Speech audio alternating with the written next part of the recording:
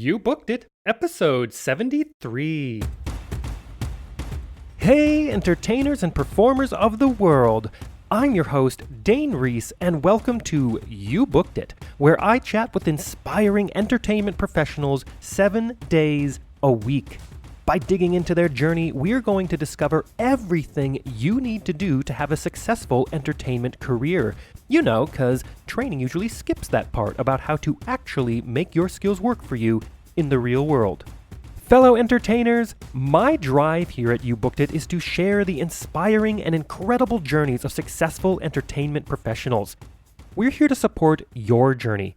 So go to youbookeditpodcast.com and join the You Booked It email community, where we dig deep into truly actionable things you can be doing right now to book that next audition, submission, or gig.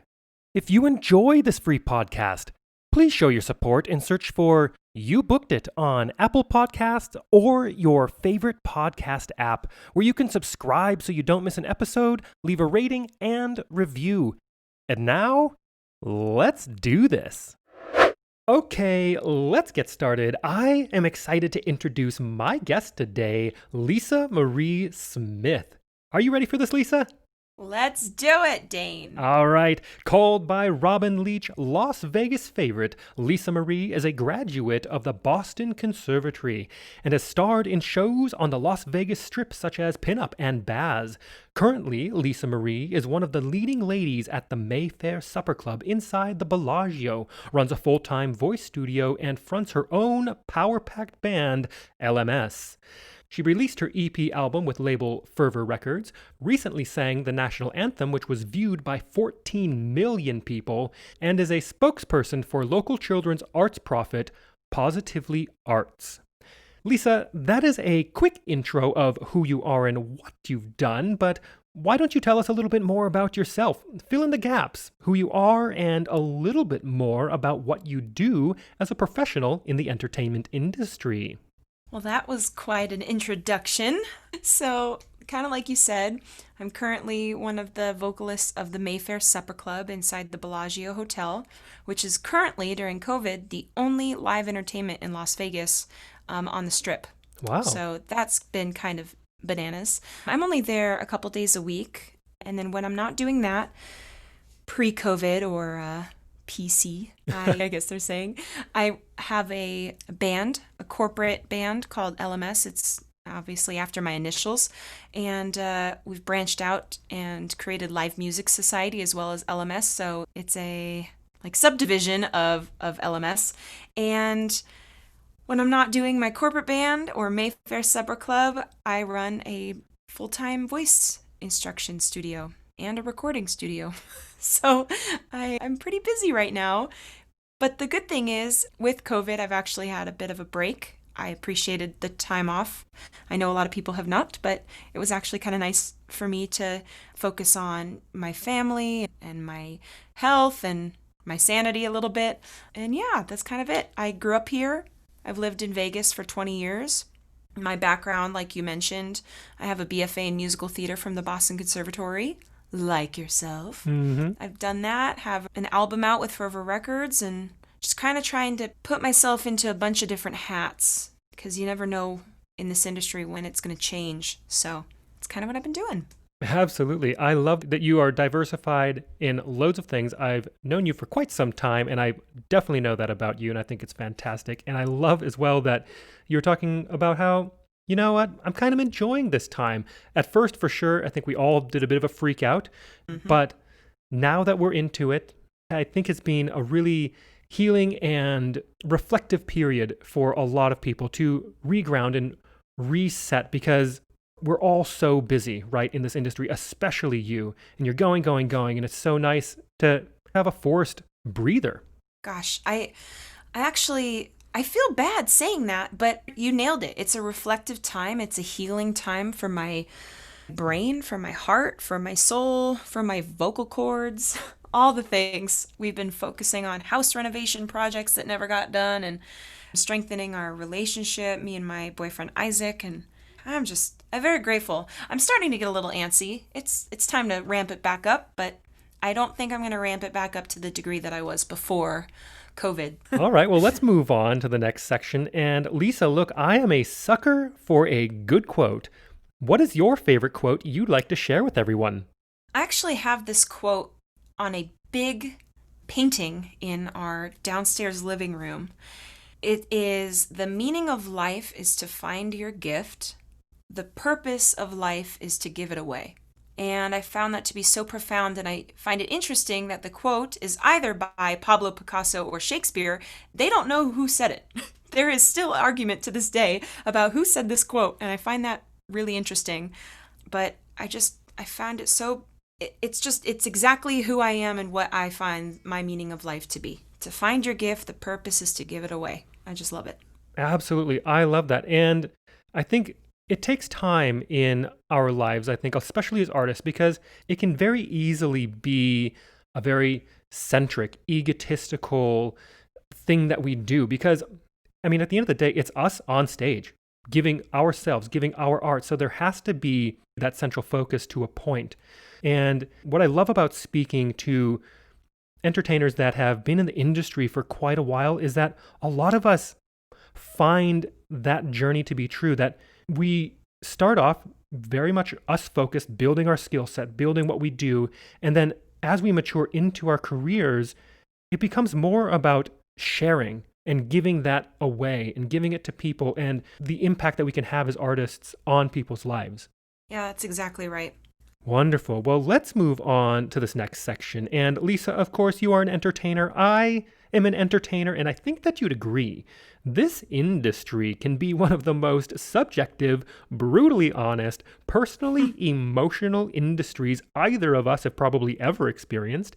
And you know as well as I that in order to create and have a successful career in this industry like you're having now takes a lot of dedication and hard work. And while, yeah, of course, there is an outrageous amount of fun and excitement doing what we do, there are also our fair share of obstacles, challenges, and failures we are going to experience and we're going to have to move forward through if we want to continue doing this professionally. So tell That's us, right. what is one key challenge, obstacle, or failure you've experienced in your career, and how did you come out the other side better because of it? This is such a important question for myself and to talk about for me and for others to hear. I think there is a stigma about vocal health that I am trying one person at a time to eliminate any sort of negative opinion about voice injury. And I guess for me, I had a really rough year, I would say it was, I think, just shy of 4 years ago. I hemorrhaged my vocal cord, and it was from a nodule. So I had a nodule that hemorrhaged, and then I developed some atrophy around those muscles because I didn't use them. So then I had to rehabilitate that after. So it was one injury that turned into another, that turned into another, that turned into another, because geez. there was nobody in Las Vegas, a laryngologist, who was able to look at my vocal cords to the degree in which they needed to be looked at. So I had to be in rehabilitation programs for an entire year. And Actors Equity would fly me, or they would help me pay for going to USC Keck. And I had an incredible doctor, Dr. Michael Johns, who kind of finally figured out what the heck was wrong with my voice and why, and all of the musculature that went around my larynx. And it was just this crazy thing. And at the exact same time as that voice injury, which had completely stripped me of my identity at the time, I fractured my spine. I was at the dog park, got ran over by a dog, and I kid you not, a dog ran me over. Oh my God. I broke my T3, T4, and coccyx, which actually are really hard vertebrae to break. It was right around my rib cage too, so breathing was a challenge. So I was in back rehabilitation and voice rehabilitation for an entire year. And I kid you not, I wanted to quit more times than I could count. And I questioned all of the training that I had had in my life. Oh my gosh, my degree from Boca, was it a joke? This, that. Was I not doing this? Was I not doing that?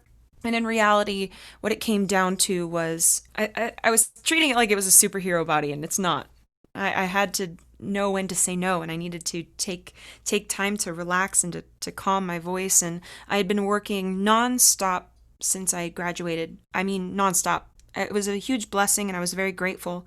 But I didn't have a week off. So I would be sick, and I would be having to go into work because I didn't have an understudy for the longest time. And that doesn't do well on your voice.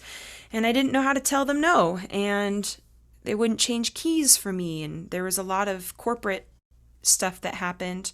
And I didn't have the understanding or wherewithal or courage at my age at that time to stand up for myself and say, no, this isn't okay. And I suffered for it, but I will never be the same, and I will forever be better because of the injury. It almost was career ending, and it changed my career for the better, ironically. I love that. And you're right. That is a crazy story, just a crazy series of events that unfortunately you had to endure. But I'm so glad that you've come out the other side better because of it and more knowledgeable because of it. And I also like that you brought up, you're doing the show, you didn't have an understudy. There's the corporate politics of not changing a show and accommodating the artist and saying, oh, just do it. Because I think it's easy for the business side of things sometimes, depending on who's running it, and the corporate side to just be like, whatever, we'll just find another person. You're so dispensable that we don't really care. Just make it work or we'll find someone else. And Right. unfortunately, that is still something that is part of this industry. Hopefully, this podcast or people having these conversations can help shed a bit of light on that. And hopefully that doesn't happen so much.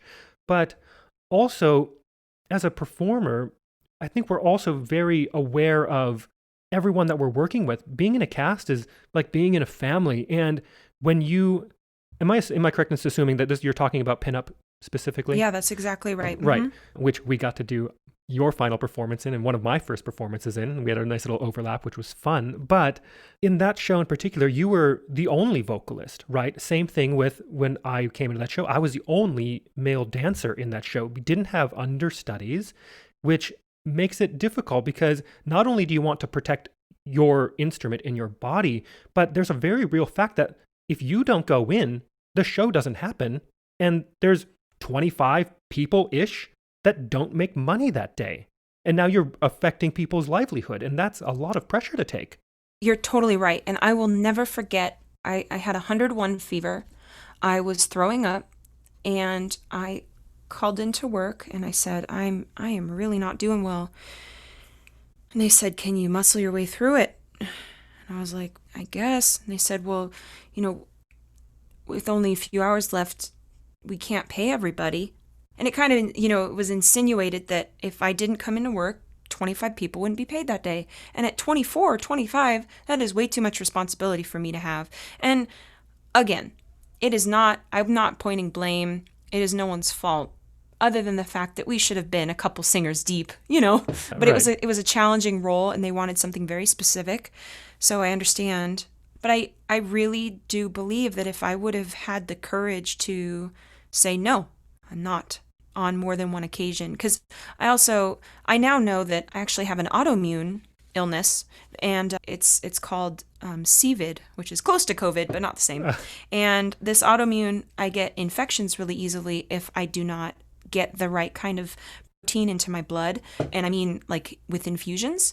So back then I had an autoimmune that I didn't know I had, and I was getting sick, and then I would sing on sickness, and that would swell up my vocal cords even more, or I would feel worse, and the cycle would just rinse and repeat.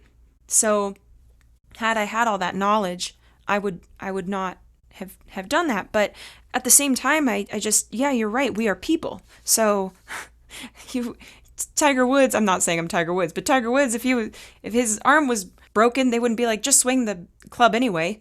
That doesn't happen with athletes. If you visibly can see an injury, you obviously don't need to work. But with vocalists, you can't really see an injury. It's hard to diagnose. It's hard to understand.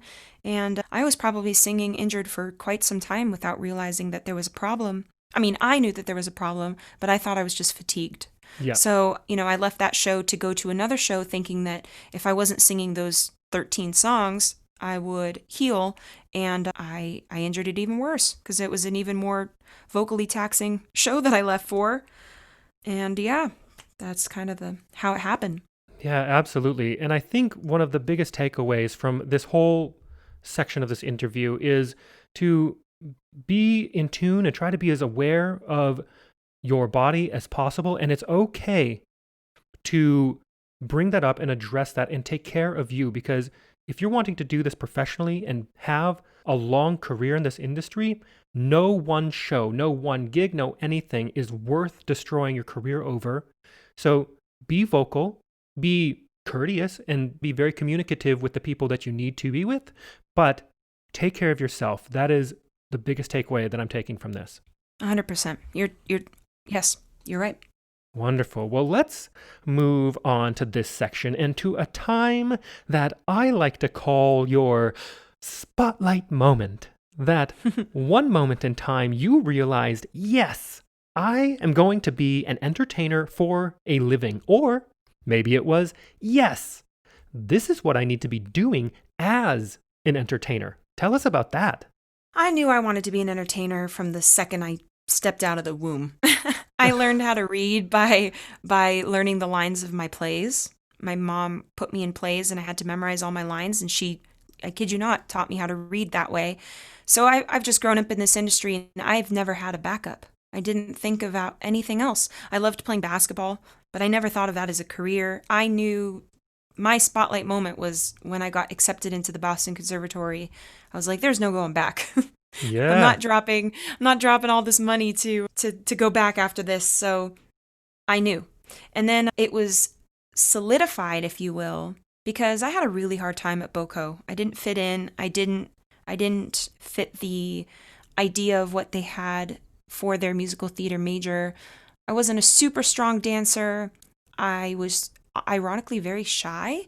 I didn't get along with people quickly because I didn't know how to back then. I was very in my head. So, all throughout BOCO, I was like, crud, maybe everything I've been doing my whole life, I was big fish in a small pond. Maybe I'm not cut out for this. As soon as I graduated and, had a little bit of experience under my belt, I booked pinup. And I became the youngest headlining vocalist on the Las Vegas Strip.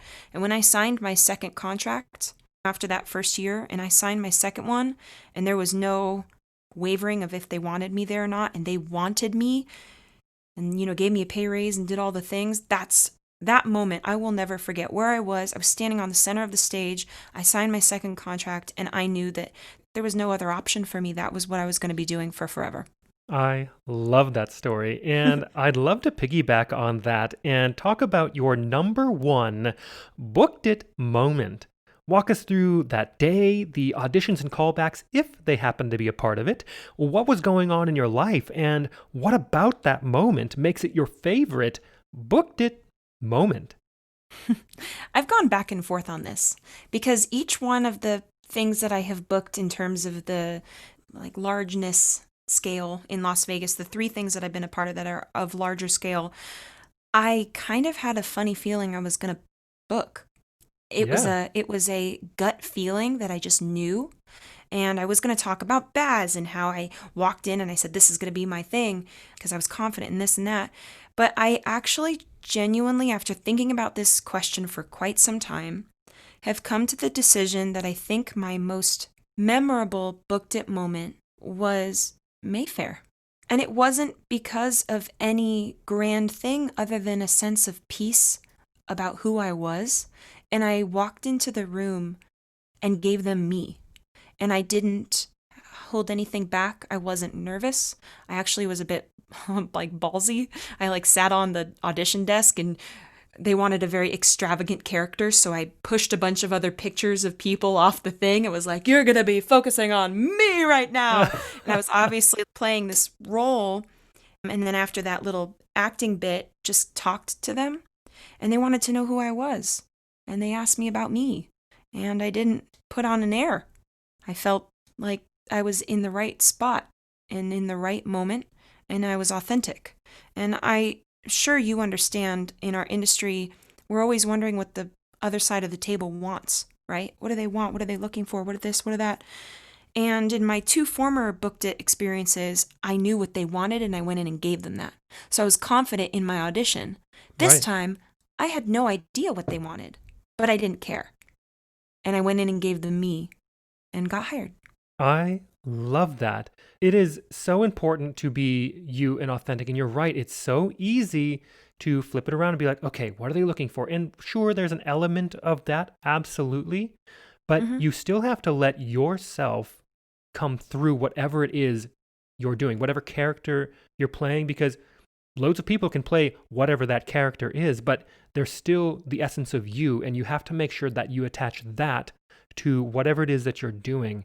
And I also love that you said, these 3 moments that I had kind of mulling in my head, you said, I kind of knew, I had a feeling, a gut feeling that I kind of booked it already. And I can completely relate to that feeling of being confident, relaxed, aware of what's going on, and not really caring in a lot of ways. I mean, you care about the audition and what you're doing, but you're just there to do what you do. And when you get to that mindset, when you get to that nice flow state, wow, it's so amazing. And it's crazy how you can just walk out of room and go, you know what? I think I got that one. Yeah, it's such an incredible realization, and I'm sure you know this about me to a degree. But for the people listening, I am an overthinker. I was big on self-doubt. I would wrap up my confidence in my art. I would rely on the fact that I had good training, but then the second that I would start thinking about me or my self-worth or my value, I would start doubting it, or again wondering what they wanted, how are they going to think I am? What are they going to think about me? What are they going to think about me? And gosh, it was just the most freeing moment when I stopped caring. And it's not that I don't care about their opinion. Of course I do, because I wouldn't be in that room wanting to get hired by them if I didn't care about them. Right. But it was one of those moments where I was just like, here's me. I hope you love it. That is such a good mentality to walk into a room with. And I love that you've embraced that. And I want to take a moment to talk about the present. What projects are you working on now? What are you looking forward to? And look, it's a crazy, weird time. We are amidst this global pandemic. How do you see the entertainment industry moving forward in the next couple of years? If I had an answer to that, I would probably be a millionaire in the next few years. Wouldn't we But all? right. Well, what projects am I working on right now? Obviously, I mentioned this at the beginning. Mayfair is the only live entertainment show-wise on the Strip at this exact moment, and that's taking up some of my time.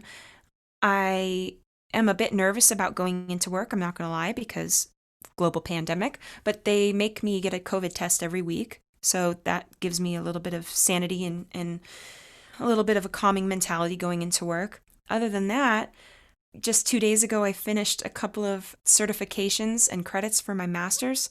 I want to finish that in vocology, so the study and the science and the physical production of the voice. And that kind of leads into what I'm really working on right now, and that's my voice studio. I have 21 full-time weekly students, and then another 5 to 6 to 7-ish that come in just kind of whenever they need help, ranging from age 8 to 55, Wow. 50, 58, I think. And I've fallen in love with giving back what I've learned about the voice. And I think it just has to do with the fact that with my injury, I never wanted to have anyone go through that ever again. And Of I will course. just do everything I can to give all of the information I could possibly learn to them. So that's kind of what I'm working on. I'm working on developing a really high quality teaching product to give to my students. I love that. That's so good. And you're right. Because of your experience, because of everything that you've had to go through, and the fact that you've battled it, you've worked really hard to come out the other side more knowledgeable and healthier. You have so much to offer anyone that wants to come and get coaching or training by you. I love that. Thanks. And I've turned into a nerd about it too. Like I can imagine. it's so, I never thought in my wildest dreams I would like wake up and read a book on laryngeal manipulation. I'm like, what do I do? Who am I? But it's so much fun. I enjoy it so much. Oh, I love that. And it's time to move on to one of my favorite sections in the interview. I call it the Grease Lightning Round. I am going to ask you a handful of questions. I want you to answer them as quickly and concisely as possible, one after another. Are you ready? Yes. Okay, first question. What was the one thing holding you back from committing to a career as an entertainer? Financial stability. 100%. Second question. What is the best piece of advice you have ever received? Don't apologize for your gift. Third question. What is something that is working for you right now? Or, if you'd like to go pre-COVID, what was working for you before our industry went on pause? Owning my own company, not waiting for someone else to employ me, but employ myself. Love that. And I love that you brought that up because I think us as entertainers, as artists, professional entertainers, that there are so many parallels between being an artist and being an entrepreneur and a business owner. So many. But us as entertainers and artists very much, on the whole, tend to never deal with that world. We are a bit apprehensive about it, nervous about it, maybe just don't understand it, and we shy away. But the truth is there's so much that overlaps in both of those worlds, and I think entertainers on the whole are more poised to be successful business owners and entrepreneurs than many people out there because we already have so many skills that we've developed over our careers, from being in front of people to speaking with people to relating with people to the empathy that we have with different demographics of people. We have so many things to offer, and I love that you are not only starting your own business, you have your own business, but you're also melding the two worlds together. Thank you. That means a lot to even recognize that work and that mentality shift. And so thanks. I appreciate that. Of course. And the fourth question. What is your best resource? Whether that is a book, a movie, a YouTube video, a podcast, maybe a piece of technology that you found is helping your career right now. Zoom. I'm taking online education, continuing my education through Zoom. I'm giving classes through Zoom. I'm helping my bank account through Zoom. Zoom has been my lifeline, and I will be a spokesperson for Zoom if I can. Wonderful. And we're recording this episode on Zoom. There we go. Fifth question. If you had to start your career from scratch, but you still had all the knowledge and experience you've collected from your career in this industry, what would you do or not do? Would you do anything differently, or would you keep it the same? There's a little bit of each. So I would do differently is say no when it didn't fulfill my heart or my body. The power of no is a really big thing that we do not do as artists, because we always think that, someone else will come and steal it away. No, you can say no. And I would warm up every day. I was not doing that before. Don't stress the small stuff. And then in terms of do the same, or not do the same, but what I've learned is just to be me and to learn who me is before caring what others want to see from me. So if I'm comfortable and confident in who I am, like we were talking about earlier, the gift, then that's the most important thing. And then do the same. I'm so happy and proud of the fact that I started a business when I did, because had I not, I would be in the hands of a bunch of other companies that I would not be employed by anymore. So yeah, absolutely. I love all of that. And the last question, what is the golden nugget knowledge drop you've learned from your successful career in this industry you'd like to leave with our listeners? Simply, I'm just going to reiterate this. Be the artist that you've always wanted to be, not who they tell you to be. You're in competition with yourself. Supporting others comes from confidence in your gift and your craft and the work that you put in. So if you put in the work, then you have the gift and you have the craft down. So support somebody else, and in doing so, you'll be more confident in who you are and the artist that you are and the artist that you have always been, and let it out. That is golden advice for everyone listening, especially anyone that's coming up into this industry. And to wrap up this interview, Lisa, it is time to give yourself a plug.